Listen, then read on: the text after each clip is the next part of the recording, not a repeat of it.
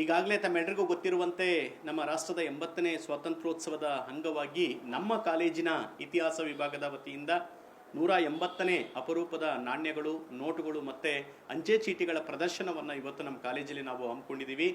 ಈ ಪ್ರದರ್ಶನದ ಮತ್ತೊಂದು ವಿಶೇಷ ಹಿರೋಶಿಮಾ ಮತ್ತು ನಾಗಸಾಕಿ ದುರಂತದ ಘಟನಾವಳಿಯನ್ನು ಸಾರುವಂಥ ನೈಜ ಚಿತ್ರಗಳನ್ನು ಕೂಡ ಇಲ್ಲಿ ನಾವು ಪ್ರಕಟ ಮಾಡಿದ್ದೀವಿ.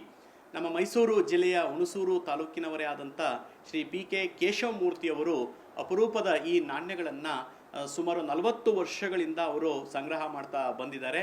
ಸೊ ಅವರು ಈ ಒಂದು ಪ್ರದರ್ಶನವನ್ನು ಇವತ್ತು ಅತ್ಯಂತ ಸಮರ್ಥವಾಗಿ ಅತ್ಯಂತ ಸುವ್ಯವಸ್ಥಿತವಾಗಿ ಇದನ್ನು ಆಯೋಜನೆಯನ್ನು ಮಾಡಿಕೊಟ್ಟಿದ್ದಾರೆ.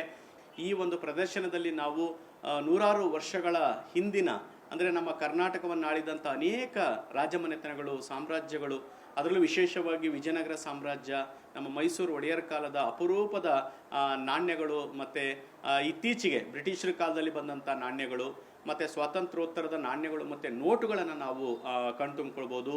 ಸೊ ಇಂಥ ಒಂದು 180ನೆಯ ನಾಣ್ಯ ಪ್ರದರ್ಶನ ಅತ್ಯಂತ ಯಶಸ್ವಿಯಾಗಿ ಇವತ್ತು ನಮ್ಮ ಕಾಲೇಜಲ್ಲಿ ನಡೀತಾ ಇದೆ.